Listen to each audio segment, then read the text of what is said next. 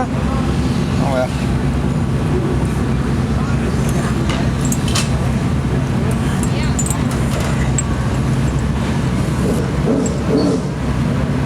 Thank goodness Danny's here to hold the light.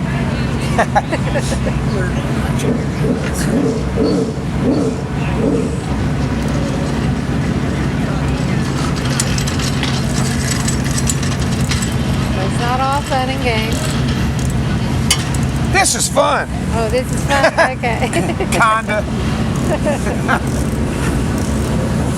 It's got a nut on the back side, so. Yeah, well that nut is captive, so it don't go Oh, it won't? Okay.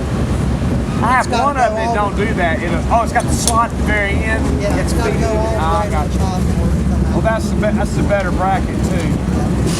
I got one that don't do that. If you loosen it, it's a square nut, and it'll just fall right out.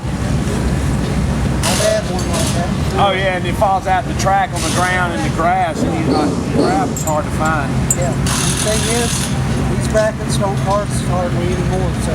Oh really? Yeah. It's like $35 for a bracket. It's worth it for less aggravation.